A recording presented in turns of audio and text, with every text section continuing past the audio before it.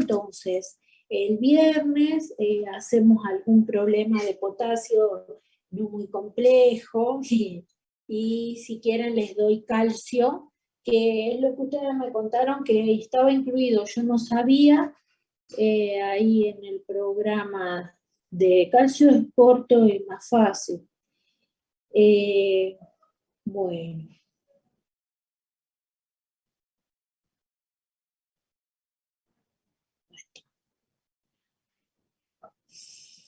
Bueno, listo. Están 41, 42. A ver si hay alguien más. No, no hay nadie. Falta entrar esta chica. Trocero, falta entrar. Acuérdense de poner en el chat el presente como pidió Florencia Morales y nada más. Bueno, el potasio. El potasio, ustedes ya deben haber estudiado en química en segundo año, que es el primer catión, el más importante, intracelular, ¿no es cierto? Que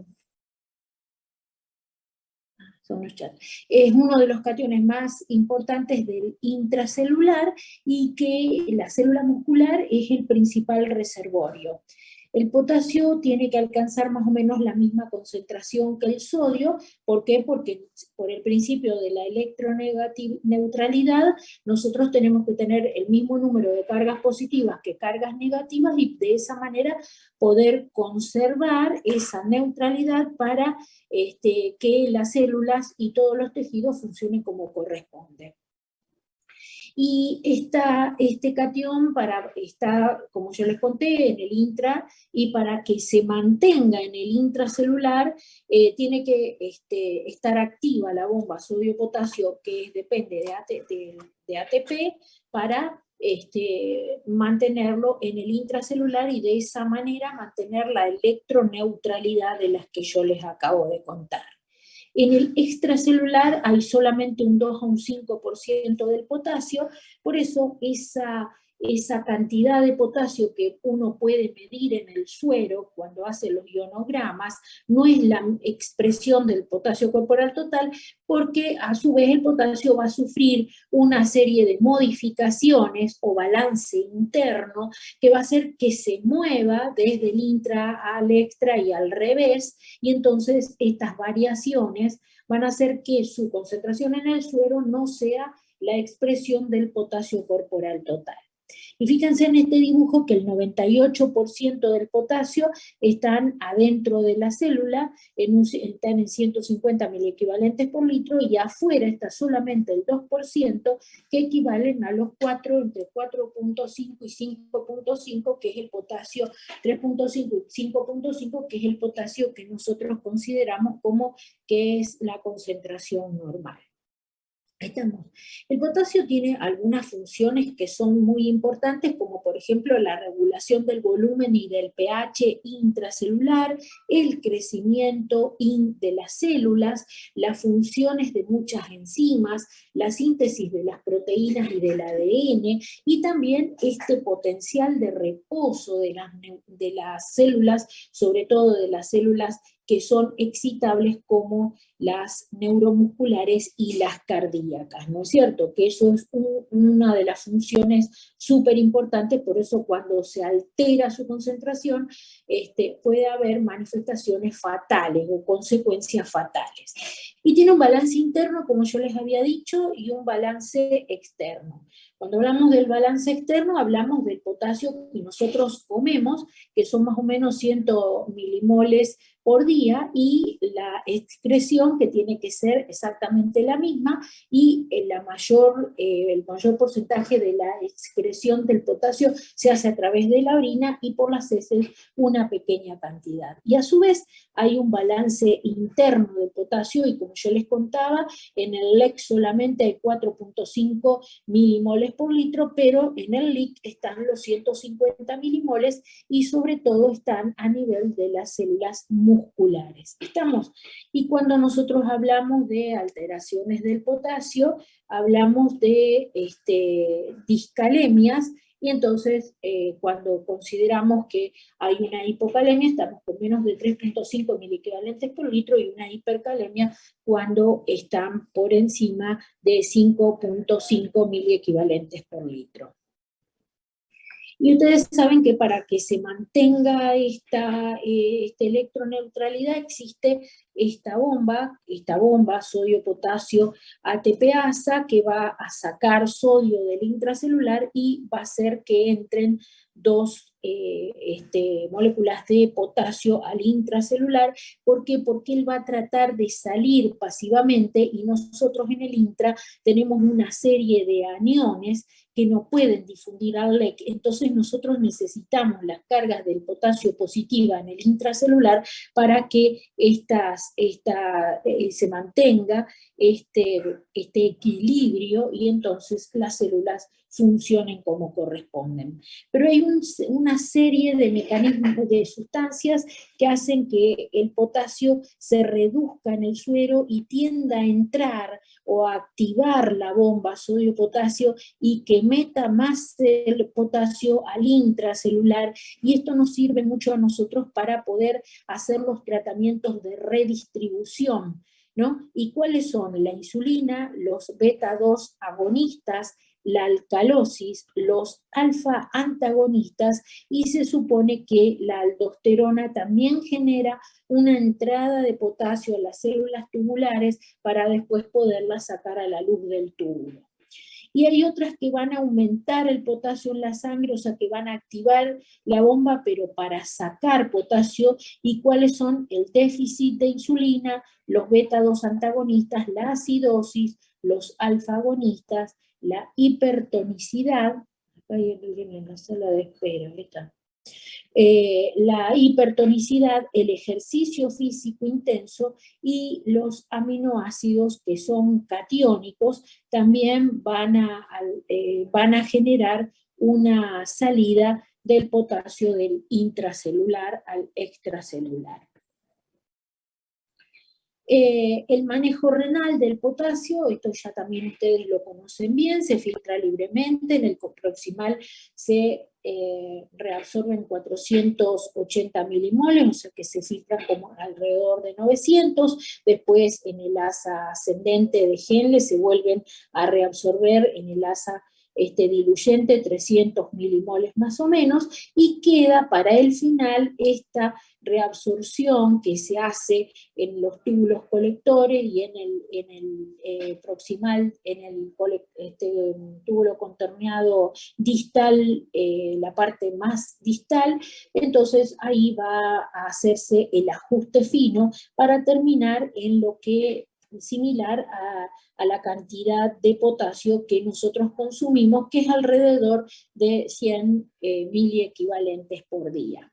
Y la eliminación se hace generalmente en su mayor medida por riñones y el otro por tubo digestivo, pero cuando el paciente tiene una falla renal crónica se puede invertir esta excreción y va a primar la excreción que el paciente haga a través del tubo digestivo, y va a quedar solamente reducido a un 8% la excreción a nivel renal. Y hay factores que van a regular la salida de potasio a nivel de las células principales del túbulo contorneado distal y del túbulo colector, que era lo que yo les mostraba recién. Y entonces existen los reguladores. Existen reguladores que son, por ejemplo, la ingesta de potasio. Si nosotros comemos un montón de potasio, por supuesto que vamos a tener una excreción más alta, y si consumimos menos, va a haber una reabsorción mayor de potasio para regular esas concentraciones tan estrechas que tenemos. Entonces, ¿quiénes van a regular? La ingesta, la concentración de potasio plasmático, el pH sistémico, el flujo distal y el aporte de sal al túbulo distal, o de sodio al túbulo distal, porque cuanto menos sodio haya, más se va a reabsorber y más se va a secretar el potasio. También la excreción de aniones no reabsorbibles y, por supuesto, el rol fundamental de la aldosterona. La aldosterona, ¿qué es lo que va a hacer? Va a estimular el pasaje del potasio del intravascular a las células de los túbulos distales y al colector, y eso va a hacer que estimule la apertura de estos canales de sodio para reabsorber sodio y para eliminar el potasio a la luz tubular. ¿Se dan cuenta? Y van a hacer que se aumente la permeabilidad de estas células y entonces eso va a hacer que se secrete más potasio por acción de la aldosterona. Ella va a activar esta bomba y va a tratar de reabsorber agua y sodio y por la cuestión de cargas, se va a secretar potasio a nivel de estos dos túbulos. Y lo mismo va a pasar con los aniones no reabsorbibles, como por ejemplo el cloro, entonces también va a hacer que se pierda junto con el cloro, que es electronegativo. Entonces, nosotros tenemos dos factores importantísimos a nivel de estas células. Uno, estos canales ENaC, que son los que van a tratar de reabsorber sodio de la luz a la célula y a su vez van a hacer que se pierda potasio por acción de la aldosterona. Y los otros son estos canales ROM. Los canales ROM son unos canales que hacen que se pierda una gran cantidad de potasio y están regulados por el magnesio. La presencia de magnesio los inhibe. Por eso es fundamental en los tratamientos de la hipocalemia reponer magnesio. ¿Por qué? Porque habitualmente cuando hay poco potasio hay poco magnesio, y si no hay magnesio, estos canales están abiertos y hacen que se siga perdiendo una cantidad importante de potasio a la luz tubular. Estamos, entonces, bueno, acá está todo junto, los canales ENaC y los canales ROM para impedir la pérdida de potasio. Entonces, esto es una ayuda a memoria para ustedes. Es un principal catión que se encuentra en el líquido en el espacio intracelular. La concentración plasmática va entre 3.5 y 5.5, y el potasio en el plasma puede cambiar sin cambiar el potasio corporal total por ese balance interno que tiene, y el equilibrio va a depender entre la ingesta y la excreción de potasio. Acá tienen los factores, acá están los factores que van a regular el movimiento transcelular de potasio, que son el aporte de la dieta, el equilibrio ácido-base, la desnutrición celular, el ejercicio físico intenso, los cambios en la osmolaridad, la insulina, la aldosterona y los receptores adrenérgicos. Acuérdense, bueno, esto es lo que pasa a nivel de los túbulos, y los factores que van a permitir la secreción del potasio, bueno, son la actividad de la bomba, el gradiente electroquímico que se genera entre el sodio y el potasio por la acción de estos canales ENaC, la permeabilidad al potasio de la membrana, de la membrana luminal de las células del túbulo contorneado distal y del colector, del potasio intracelular y el ácido base, y la presencia de tanto cloro como bicarbonato en la luz tubular van a hacer también que se estimule la secreción de potasio.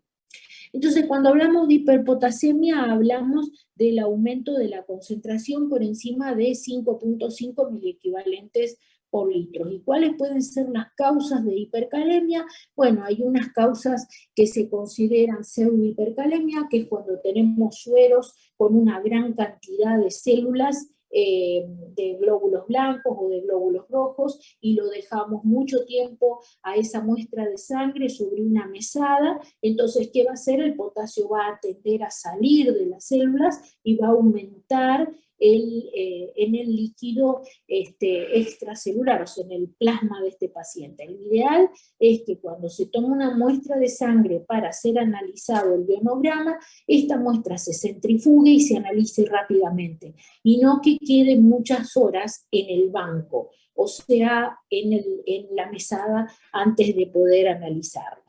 Hay causas de hipercalemia que son la redistribución, que una sería esta, o sea, que se redistribuye solo, pero bueno, hay que excluirlo a esto, ¿no?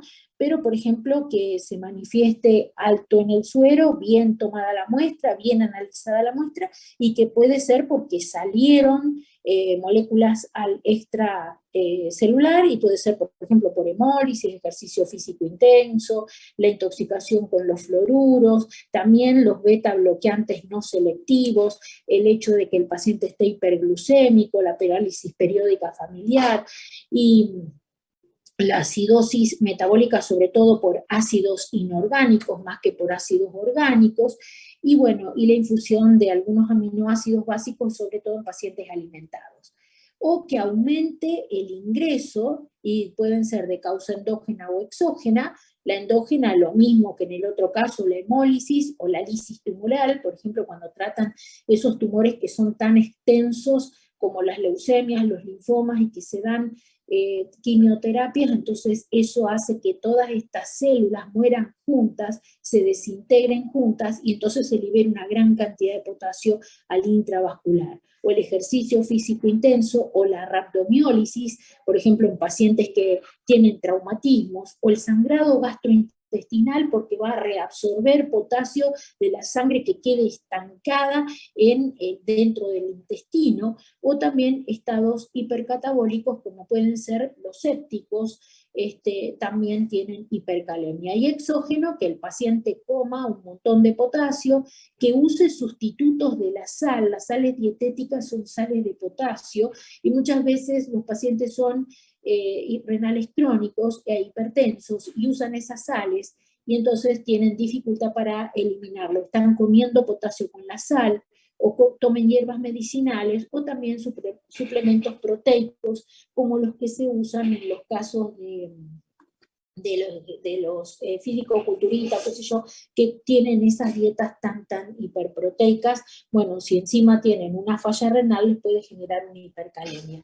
Y la otra es una persona que tenga reducida su excreción, y lo más común son los pacientes renal crónico, o con una lesión renal aguda, o con una alteración en la secreción distal, o sea, que no actúen las células del distal, y que entonces no se puedan, no sean permeables, y entonces no lo eliminan. O también por una alteración del, ay, ¿por qué pasa esto hoy?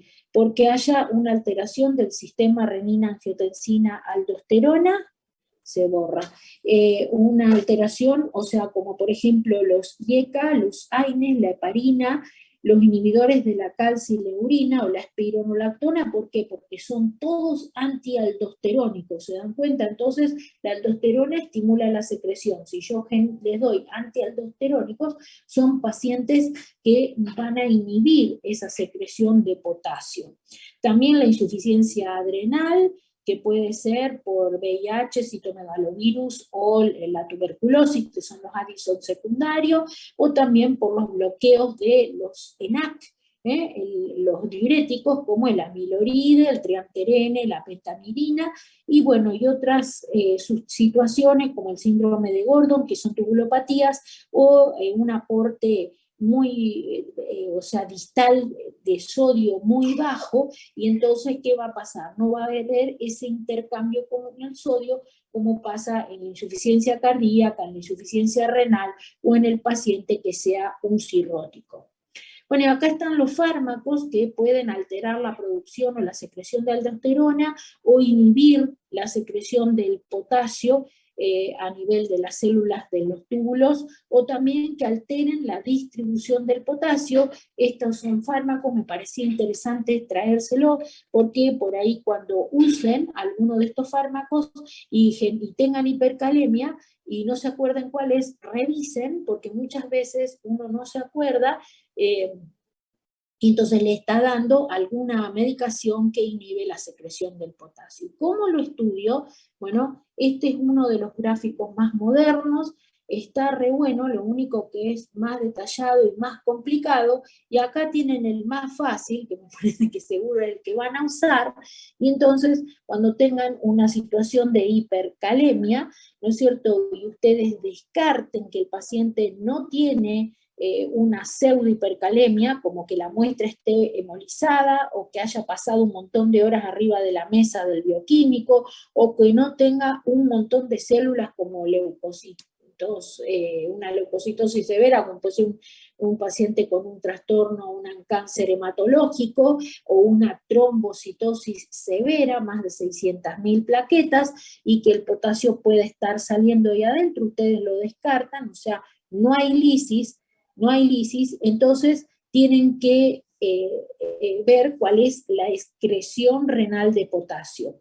Entonces, ¿cómo hacemos? Nosotros tenemos que tener en cuenta si estos riñones están o no están funcionando, para lo cual tenemos que ver cuál es la excreción del potasio, ya sea por midiéndolo en 24 horas o haciendo el gradiente transtubular de potasio, que es una fórmula para la cual necesitamos la concentración de creatinina en la orina y en el suero. Aplicamos la fórmula y si la orina de nuestro paciente tiene una alta cantidad de potasio, o sea, tiene más de 100 miliequivalentes por litro o un gradiente transtubular de potasio alto, quiere decir que acá no existe ningún trastorno con ningún mineralocorticoide que esté ejerciendo alguna acción sobre estos túbulos y se está liberando el potasio como corresponde, entonces tenemos que buscar en otra causa que lo haya generado. Y podemos descartar ya sea la redistribución, o sea, que haya salido de la célula momentáneamente,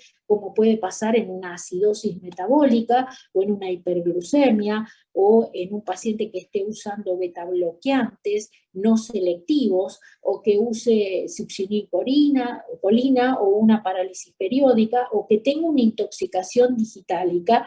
Entonces, yo descarto que no tenga una redistribución, busco que no exista una lisis tumoral, ya sea por un traumatismo, por una hemólisis, quemado, rhabdomiólisis, o que al paciente se le esté suministrando una cantidad exógena importante de potasio y no se esté teniendo en cuenta. Entonces yo acá me aseguro de que el riñón está funcionando bien, está liberando una buena carga, y ya lo veo en la medición de las 24 o en el gradiente transtubular.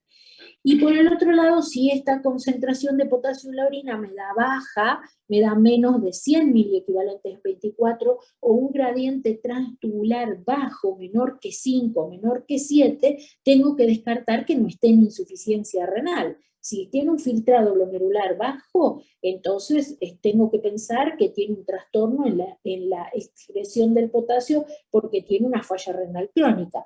O de lo contrario, si no tiene una falla renal crónica, tengo que pensar que hay un déficit de mineralocorticoides. ¿Y cómo hago eso? Bueno, tengo que descartar que el paciente no tenga un hipoaldosteronismo, o que no tenga una enfermedad de Addison o una hiperplasia adrenal congénita, o que esté tomando AINES, ARA2, IECA, heparina, ¿no es cierto? Que eso haya una inhibición de la aldosterona, o que haya un déficit en la secreción, ya sea porque le esté dando espironolactona, espleronona, trianterene, o ciclosporina también puede ser, o trimetroprima sulfa. La trimetroprima es la que lo genera, y entonces acá yo me aseguro de que si esto está ocurriendo es porque hay una inhibición, ya sea de mineralocorticoides o de aldosterona, por alguna droga que le esté dando, y entonces eso hace que el potasio no se pueda eliminar. ¿Y cuáles son las consecuencias? Que esto es lo que más importa, y aparte de cómo llegar al diagnóstico, es ¿por qué? Porque a nosotros lo que más nos interesa acá es el tejido excitable, porque hay un trastorno, hay un cambio en el potencial de la membrana, por ejemplo en el cardíaco, y hay una disminución en la velocidad de conducción, por lo tanto aumenta el PR, aumenta el QRS y aumenta la tasa de repolarización, y entonces estos pacientes tienen cambios en la onda T que se va a hacer alta y picuda. Y también va a haber trastornos en los músculos esqueléticos, por eso van a tener parálisis flácida, van a tener flacidez, van a tener la sensación de debilidad en los miembros, se le van a empezar cayendo las cosas que quieran alzar, va en el curso del día o a medida que vaya aumentando esta hipercalemia, el paciente cada vez va a poder moverse menos y va a llegar un momento en que va a quedar postrado en la cama dentro del mismo día, o sea, la debilidad va a ir creciendo y por fin no se va a poder parar más. Y como hay una disminución en la secreción de amonio a nivel de la orina, los conduce a una acidosis. Acuérdense siempre que el primer síntoma de hiperpotasemia en la parte cardíaca es la muerte. ¿Por qué? Porque los cambios en el electrocardiograma no los percibe nadie y entonces si los pacientes tienen a su vez insuficiencia renal, terminan muertos. Entonces, fíjense que cuando el potasio sube por encima de 6.5, las ondas T se hacen picudas, cuando tienen más que 7 se aumenta el PR, se va a perder la P, y va a aumentar el ancho del QRS, y cuando tenga más que 8 va a haber arritmias ventriculares con fibrilación ventricular y el paciente se va a morir. Acuérdense bien de esto, si yo recibo en la guardia un paciente renal crónico o no renal crónico, pero sospecho que tiene una hipercalemia, lo primero que tengo que hacer con mi paciente es un electrocardiograma, el resto me importa menos. Después yo le voy a solucionar la parálisis flácida, todo lo que vos quieras. Pero la parte cardiológica acá es lo más importante, es lo que prima, y si yo sospecho, porque a lo mejor es un renal crónico, a lo que por ejemplo yo estoy muy acostumbrada, que llegan con una debilidad o entran a la sala de diálisis en silla de ruedas y se van caminando, es porque esos pacientes ingresan hipercalémicos. Entonces yo voy a tener que ajustar muy estrictamente su dieta, controlarlo, hacerle hacer ionogramas acá antes de que ingresen a diálisis y tener en cuenta bien qué es lo que le está pasando, porque un día ese paciente va a llegar en paro cardíaco o fibrilado o se va a morir en la casa. Entonces, ¿cómo voy a hacer el tratamiento? Y acá no sé por qué se me va y esto se los quería marcar. No sé qué le pasa ahora a este lápiz acá. Escribe, pero se va la placa. Bueno, ustedes tengan en cuenta que para cuando yo tengo una hipercalemia, lo primero que les dije, hagan un electrocardiograma. Si en el electrocardiograma tiene manifestaciones o tiene cambios electrocardiográficos, ese paciente está grave y yo lo tengo que internar. ¿Y qué puedo hacer con mi paciente? Puedo hacer 3 cosas. Primero le voy a dar una ampolla de gluconato de calcio, que es este primero que está acá arriba, no lo puedo señalar porque se me borra todo, esto primero de que está acá arriba, a ver, no, se va. No sé qué le pasa hoy a esto, a ver. Se va. Bueno, es esta primera recuadro que hay acá arriba, a la izquierda, gluconato de calcio o calcio cloruro, se lo tengo que dar en un bolo lento y solamente esto me va a generar estabilidad de la membrana cardíaca. Esta es una membrana que está despolarizada, ¿sí? Yo le tengo que tratar de estabilizarla. ¿Voy a cambiar el potasio corporal total? No, no lo voy a cambiar. Y si los cambios en el electro siguen, yo le puedo volver a repetir a los 5 minutos otra ampolla de cloruro de calcio. Me tengo que o diluirla y pasarlo en un goteo muy, muy lento, o cargarla en una jeringa, cargar hasta 10 centímetros cúbicos, completar la jeringa hasta 10, sentarme al lado e ir inyectando fracciones muy, muy pequeñas y hacerlo más o menos en 5 a 10 minutos. No puedo mandarle el bolo de golpe porque le puedo generar una arritmia cardíaca. Eso es solamente estabilidad de la membrana. Grábenlo. Después, puedo dar medidas de redistribución. ¿Cuáles son las medidas de redistribución? Bueno, la solución polarizante que se hace con insulina y dextrosa. No se olviden, pongan la dextrosa al 10% con al 10% lo pueden poner con las 10 unidades de insulina. O si no, pueden poner dextrosa al 5% en 500 centímetros cúbicos. La del 10% lo pueden poner en menos volumen, en 250 centímetros cúbicos, dextrosa al 10, más las 10 unidades de insulina. Si el paciente está hiperglucémico, voy a obviar poner dextrosa. Puedo pasar la insulina sola. Pero si el paciente no está hiperglucémico, sí o sí paso dextrosa e insulina.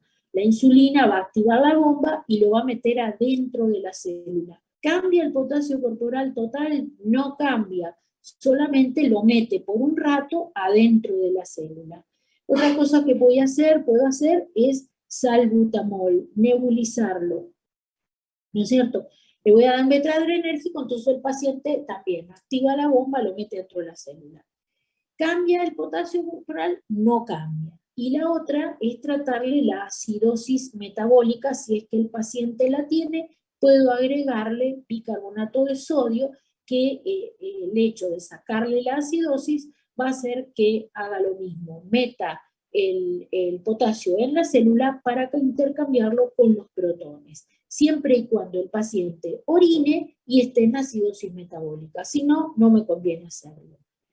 Otro medio para, ya esto serían medidas de redistribución, meterlo adentro de la célula.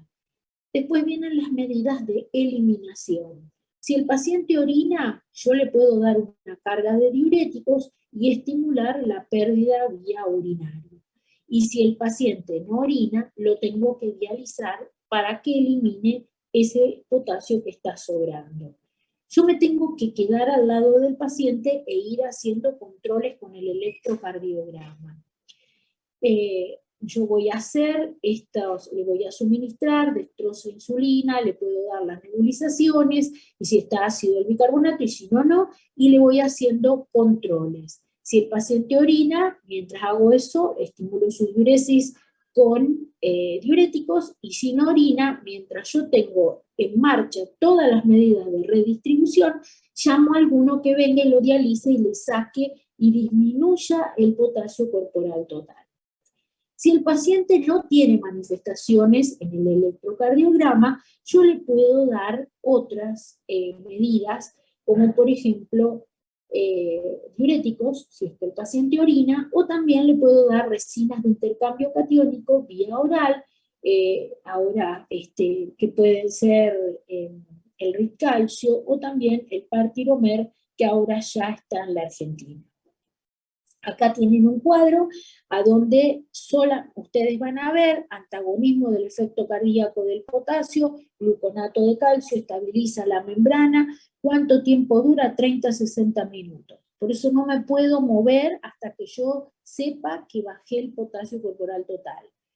La transferencia, o sea, la redistribución con los antagonistas beta 2, que dura entre 2 o 3 horas, la insulina más la glucosa, que es la polarizante, que puede durar entre 6 y 8 horas, y yo puedo repetir esta infusión cada hora o cada media hora, o lo puedo volver a dar hasta que consiga que lo dialicen o que lo baje el potasio de alguna manera, o que el potasio, o que orine, lo estimulo, y el bicarbonato lo mismo, Puedo dar bicarbonato, un sexto molar, 250 a 500, pero siempre y cuando el paciente esté en acidosis metabólica y orine, porque si no lo cargo de sodio y va a ser un edema de pulmón. Y como lo elimino, ya sea con los diuréticos, con las resinas de intercambio catiónico que se están empezando a usar menos porque generan necrosis intestinal, y el Patiromer, que no estaba disponible, ahora sí, ya está disponible en la Argentina, el circonio no, y sí, la diálisis, por supuesto, la hemo es mucho más efectiva que la diálisis peritoneal y es mucho más rápida. La diálisis peritoneal, por supuesto, lo elimina, pero la hemo es mucho más rápida. Acá hay un resumen de lo que tienen que hacer, si hay o no alteraciones en el electrocardiograma. No se olviden nunca, sospecho alteraciones del potasio mientras el bioquímico me está haciendo el ionograma, que lo hacen rápido porque ahora están todas las máquinas computarizadas, yo le voy haciendo un electrocardiograma y me voy fijando a ver si hay o no manifestaciones en el electro y ya mismo lo empiezo a tratar. Bueno, eso sería hipercalemia. Y ahora estamos con la hipopotasemia. La hipopotasemia entonces es cuando tenemos niveles menores de 3.5 miliequivalentes por litro, y esto puede ser leve, entre 3 y 3.5, moderado 2.5 a 3, y muy grave cuando tiene menos de 2,5 miliequivalentes por litro. Esto se puede ver en más o menos el 5% de los pacientes que ingresan, pero puede llegar a aumentar a un 20% cuando los pacientes permanecen durante mucho tiempo internados y son sometidos a distintos tipos de tratamientos. Las hipocalemias son mucho más frecuentes en pacientes desnutridos, en pacientes alcohólicos, en aquellos que están tratados con altas cargas de diuréticos, en los enfermos graves, en los psiquiátricos, son más frecuentes las causas de hipocalemia. ¿Y cuáles son las principales causas entonces de la hipocalemia? Hay una pseudohipocalemia, que es cuando tenemos lo mismo, un montón de glóbulos adentro del tubo donde se toma la muestra, entonces el potasio se puede llegar a meter adentro de estos leucocitos, sobre todo si está mucho tiempo a temperatura ambiente, aunque es mucho más frecuente que pase al revés, que se hemolicen y salgan.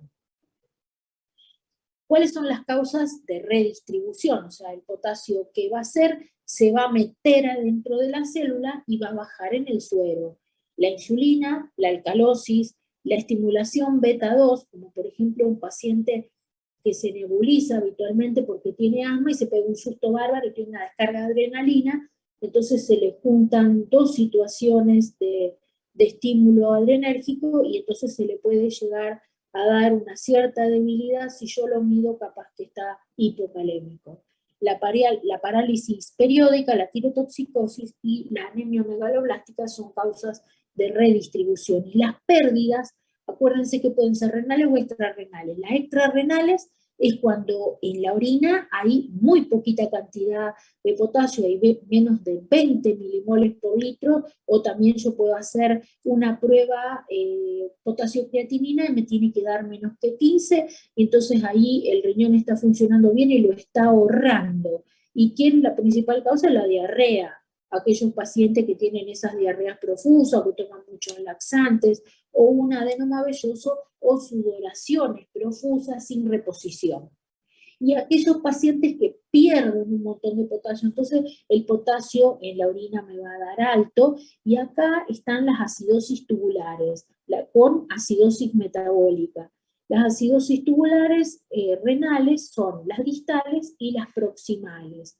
Esos son dos trastornos de los túbulos. La más frecuente es la distal, que es la tipo 1, en la cual el paciente no puede recuperar el potasio, entonces pierde potasio, pierde bicarbonato, y entonces tiene una acidosis metabólica con potasio bajo. Y la proximal es el Fanconi, que pierde todo. También puede ser en los casos de cetoacidosis, en la acetazolamida, en la ureterosigmoideostomía. Son aquellos pacientes que, por ejemplo, tienen fístulas, o también que tienen neovejigas.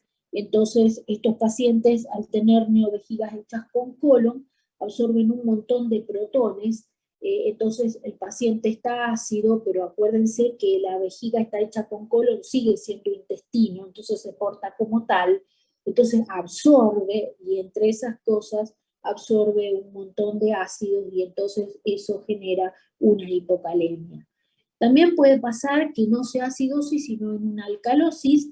En la alcalosis lo más común son las contracciones de volúmenes por vómitos y por diarreas, o la poshipercamia, o un exceso de mineralocorticoides. Entonces en estos casos habría un montón de aldosterona, por ejemplo, o los trastornos de los túbulos, que son el Bartter y el Kittelman, y sin alteraciones del estado ácido-base. Los más comunes son las recuperaciones después de una ira, ya sea obstructiva, o que tengan una NTA y se estén recuperando de una NTA, o que tengan una diuresis osmótica, o también aquellos pacientes que tienen una depresión del magnesio, y se acuerdan que los canales ROMP, si no hay magnesio no se inhibe y se sigue perdiendo, o los aminoglucósidos que generan una tubulopatía sí o sí, en algunos se nota y en otros no, pero siempre hay necrosis tubular cuando damos aminoglucósidos, o las sales de platino, que son bastante frecuentes, que la usan los oncólogos, el cisplatino y el carboplatino, y que generan una tubulopatía y esta hipocalemia, las aminopenicinas y la leucemia también. Acá tienen las causas farmacológicas. Acuérdense que lo más frecuente de todo son los laxantes y los diuréticos, ¿sí? Después hay un montón de cosas más, pero las causas más frecuentes son esas. Entonces la pérdida de potasio siempre están compensadas por la secreción renal. Si nosotros tenemos una hipocalemia, entonces lo primero que tenemos que hacer es estudiar el potasio en la orina para descartar que este paciente tenga o no riñones que estén generando la compensación de esta hipocalemia, y entonces, como yo les mostraba recién, si la cantidad de potasio en la orina es menor que 15 o 20 miliequivalentes en una muestra aislada de orina, evidentemente el riñón se está portando bien y está tratando de ahorrarlo. Ahora, si la pérdida es más alta, podemos pensar que hay o un exceso de mineralocorticoides, o sea, que está la aldosterona jodiendo y que está tratando de hacer que se segregue potasio, o también que existan aniones en el túbulo que también van a provocar esto, o también que haya alguna tubulopatía que esté ejerciendo su acción a nivel tubular, como el cisplatino y demás, y entonces haga que se secrete más potasio de lo que se tenga que secretar. Y entonces siempre tengan en cuenta los estados de hipovolemia efectiva, la disminución del filtrado glomerular y también el aumento en la reabsorción del sodio cuando hay hay hipovolemia o hay una disminución del filtrado, hay una gran avidez por el sodio, se abren los canales ENaC, entra un montón de sodio y automáticamente se va a perder potasio, ¿sí? Entonces, eso traería, entonces yo para poder inhibir esa secreción de aldosterona disparada fisiológicamente, voy a expandir al paciente y voy a tratar de frenar ese sistema renina-angiotensina-aldosterona para que deje de perder el potasio. Por eso es sumamente importante que el paciente esté euvolémico y controlar la cantidad de potasio que tiene en la orina. Acuérdense del balance interno, acuérdense del balance externo, y acuérdense que el mejor método para evaluar la eliminación de potasio es medirlo en 24 horas, pero a veces nosotros no tenemos tiempo de medir el potasio en 24 horas, entonces podemos hacer este cociente potasio-creatinina del que yo les hablaba recién. Se puede hacer, esto va en milimoles por gramo de creatinina. Entonces si hay una hipercalemia, o el riñón no está funcionando, el potasio tendría que ser más de 150 milimoles por gramo, y si el riñón funciona o hay una hipocalemia, tendría que ser, en el caso de las hipocalemias, menor que 15 milimoles por gramo. ¿Se dan cuenta? Bueno, y acá está el cuadro de cómo hacer el diagnóstico diferencial. Entonces, una vez que nosotros descartamos la pseudohipocalemia por esa leucocitosis o bla, bla, entonces tenemos que ver cómo se encuentra el potasio en la orina. Si el potasio en la orina es bajo, quiere decir que los riñones están teniendo una acción de ahorrar. Es lo mismo si el cociente es menor que 15 miliequivalentes por gramo de creatinina, ahí puede ser que tenga un aporte insuficiente o que lo esté perdiendo o que lo haya perdido por diuréticos remotos, que tenga unas pérdidas gastrointestinales o que haya tenido una sudoración profusa o que haya sufrido una redistribución del potasio. Ahora sí, en la orina este potasio me da muy alto, entonces yo puedo hacer el gradiente transtubular de potasio, y con esto también me voy a dar cuenta, en lo mismo que en el caso anterior de la hipercalemia, si existe o no la acción de los mineralocorticoides. O sea que si el gradiente transtubular me da menor que 4, eso puede ser, ¿no es cierto?, porque el paciente haya usado diuréticos, tiazidas o de asa, o que haya tenido una diuresis osmótica, como puede ser por la glucosuria, el manitol o una carga muy alta de urea. Ahora, si el paciente tiene un gradiente transtubular de potasio alto, mayor que 7, yo tengo que ver cómo está el líquido extracelular de mi paciente.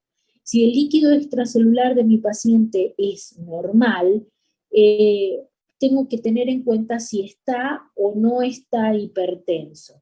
O sea, yo tengo un paciente hipocalémico con una gran pérdida de potasio a nivel de la orina, con un líquido extracelular normal, o sea, está normovolémico, y tengo que ver si está o no hipertenso. Si está hipertenso, ¿en qué tengo que pensar? En un aumento de un mineralo, puede ser, o por aumento de la renina, angiotensina, aldosterona, ¿sí? Y ahí tengo que hacer el diagnóstico diferencial entre si mi paciente tiene un aumento de la renina o si la renina es normal, tengo que pensar en un hiperaldosteronismo, que puede ser primario o puede ser secundario. Y si mi paciente no está hipertenso, sí o sí tengo que descartar que no esté hipomagnesémico.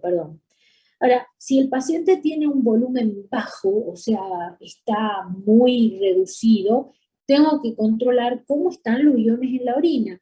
Si el cloro es bajo, puedo pensar que perdió mucho cloro porque vomitó. Si el sodio es bajo, tengo que pensar en que mi paciente puede tener una diarrea, o también puedo pensar que el paciente perdió cloro y sodio, o sea, si están normales o están aumentados, entonces tengo que pensar en que puede estar hipomagnesémico, ya sea por diuréticos o por alguna tubulopatía. Esto es el diagnóstico que yo tengo que más o menos tener en cuenta, y tengan en cuenta otra cosa. Cuando yo tengo una hipovolemia efectiva, cuando yo tengo una, ¿dónde está? Cuando existe una hipovolemia efectiva, ¿qué va a pasar? ¿Se acuerdan que habíamos hablado que cuando hay hipovolemia se produce un aumento en la secreción de la renina, angiotensina, aldosterona? Estos pacientes que tienen, ustedes van a decir, bueno, pero entonces, si vos acá tenés una renina alta, ¿sí? ¿Por qué? Porque está hipovolémico. ¿Por qué no está hipertenso? Bueno, porque cuando la secreción de renina, angiotensina, aldosterona o el disparo del sistema es por hipovolemia efectiva, habitualmente estos pacientes no están hipertensos, están contraídos y siguen perdiendo potasio y cloro. Entonces son habitualmente pacientes que están hipovolémicos y que están alcalóticos, ¿sí? Entonces, acá tienen el diagnóstico diferencial. Cuando yo tengo una hipovolemia, un paciente muy hipertenso, hipocalémico, lo primero que tengo que pensar en que hay una secreción inadecuada de renina o de aldosterona. O sea, o tiene una hiperreninemia o un hiperaldosteronismo, ¿se dan cuenta?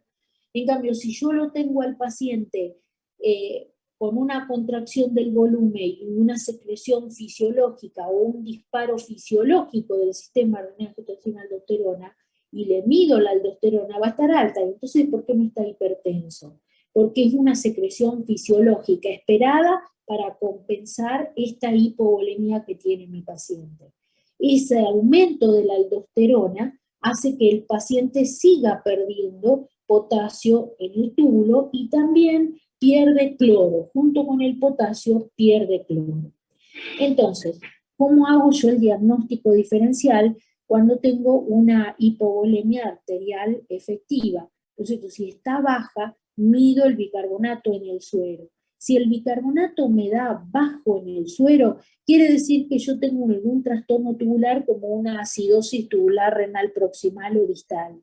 Ahora, si el bicarbonato me da alto, yo tengo que medir el cloro en la orina y descartar que el paciente no tenga algún trastorno tubular que esté haciendo que se pierda junto con el potasio. Y si ese cloro me da bajo en la orina, puede ser que la contracción del volumen sea culpa de vómitos. ¿Sí? Si es alto, podemos tener un trastorno tubular o diuréticos de asa. Entonces, ¿cuáles son las consecuencias de la hipocalemia? Bueno, lo más grave son las arritmias, la debilidad muscular, generalmente la alcalosis metabólica que está perpetuada si yo no repongo agua, sodio y cloro, no voy a poder revertir esa alcalosis metabólica que tiene mi paciente y pueden dar también resistencia a la insulina.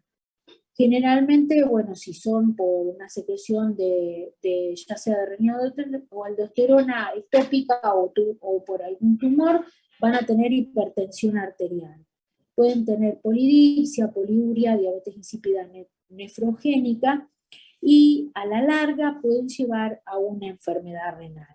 Predisponen a la rhabdomiólisis por los trastornos que van a generar en las células musculares y a la encefalopatía hepática. Entonces, cuando yo tengo una hipocalemia, ¿qué me va a pasar? ¿Cuáles son las manifestaciones en el electrocardiograma? Va a haber un aplanamiento de la onda T, se va a invertir la onda T y va a aparecer la onda U. Una onda U que es de menor voltaje que la T o la T más la U. ¿Sí? Hay una falsa prolongación del QT, puede haber un pseudoaleteo auricular, hay depresión del ST, podemos tener extrasístoles, ya sea auriculares o ventriculares, taquicardias o bradicardias, y esto es lo que da la torcida de punta. Pueden tener una arritmia que se llama torcida de punta, también puede haber un aumento de la toxicidad digitálica, y bueno, y el también se va a morir si uno no revierte esta hipocalemia. Entonces, cuando el paciente requiere un tratamiento de urgencia, cuando está asintomático, hay trastornos en el electrocardiograma o el potasio plasmático es menor de 2,5 miliequivalentes por litro. Tengan cuidado con los encefalopáticos y pacientes con encefalopatía hepática, y también en los pacientes que puedan llegar a ser un paro por hipocalemia. O sea, si empieza la arritmia, yo sé que atrás va a venir el paro. Si yo no tengo acceso a una vía central, lo que puedo poner es 2 vías periféricas. ¿Por qué? Porque yo no puedo pasar a este paciente más que 30 miliequivalentes por cada 500 centímetros cúbicos de solución fisiológica, y generalmente esto no lo puedo pasar en menos de una hora.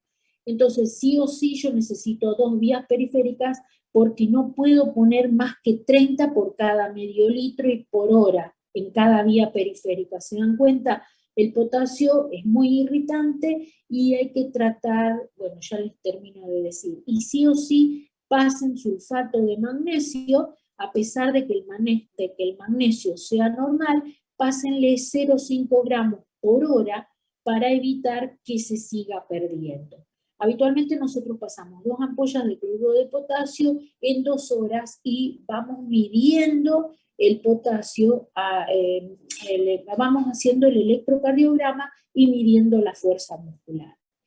Cuando la hipocalemia es grave, y yo puedo acceder a una vía central, como habíamos hablado de las causas graves de la anterior, o sea, la hipocalemia severa, la parálisis flácida, que es la misma parálisis que el otro, pero acá la célula está hiperpolarizada y allá estaba despolarizada. Yo acá, si tengo vía central, yo puedo aumentar la velocidad de infusión y puedo pasar hasta 100 miliequivalentes por hora. O sobre todo si yo tengo mucha arritmia o una parálisis que implica que se va a venir una arritmia grave y entonces el paciente se puede morir. Y sí o sí lo tengo que diluir en 100 miliequivalentes por litro. O sea, puedo pasar 50 en medio litro y otros 50. Y si tengo pomos de 100, puedo cargar 100 miliequivalentes en 1 litro de suero. Sí o sí, sulfato de magnesio, 2 gramos,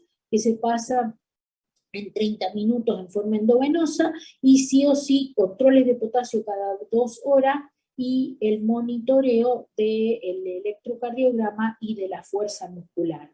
Trato la causa subyacente si la encuentro y si no me dedico a tratar de revertir esta hipocalemia.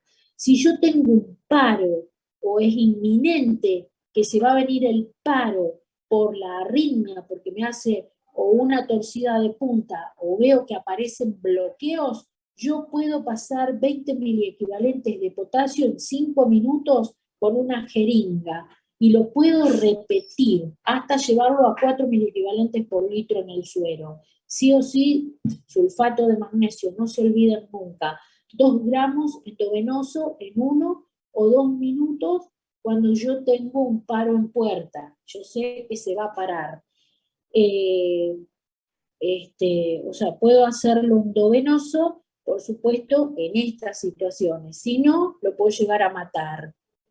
No usen dextrosa, acuérdense. ¿Por qué? Porque la dextrosa va a generar una redistribución, lo mismo que el bicarbonato de sodio, lo mismo que los agonistas beta-2 adrenérgicos, como por ejemplo la adrenalina, la noradrenalina o los salbutamol, la insulina por lo mismo, y la hiperventilación, porque también va a generar una alcalosis que va a hacer que lo meta adentro de la célula.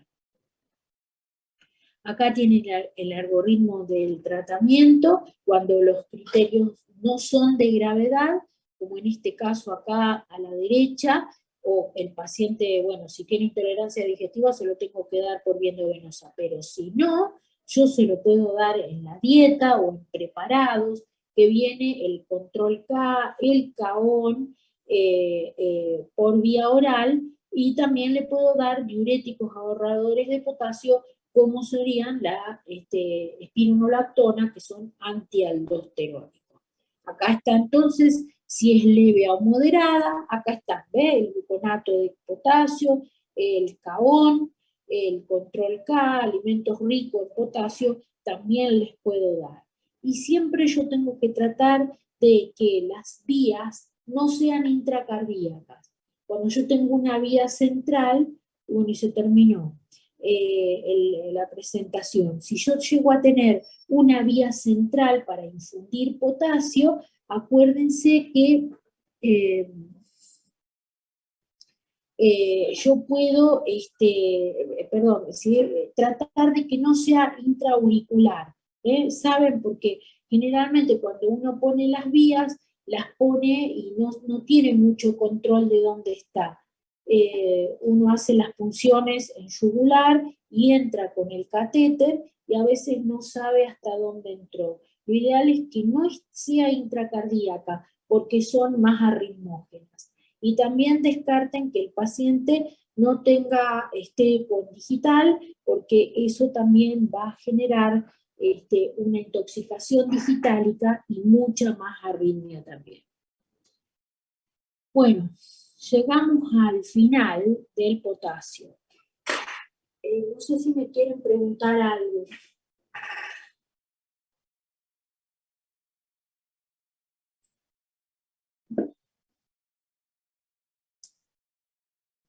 No me quieren preguntar nada. Bueno, escúchenme una cosa. El viernes entonces yo voy a llevar algunos problemas para que los resuelvan y hablamos un ratito de calcio. Y la próxima vez entonces yo les doy estado ácido base. Salvo que quieran que este viernes les dé ácido base. Ustedes díganme, mándenme por WhatsApp y Así yo los preparo, o problemas o ácido base y calcio. Como ustedes me digan, mándenme por WhatsApp. Bueno, profe, nosotros le avisamos. Bueno, ustedes avísenme y listo. Bueno, profe. Bueno, quedamos así, ¿no me quieren preguntar nada?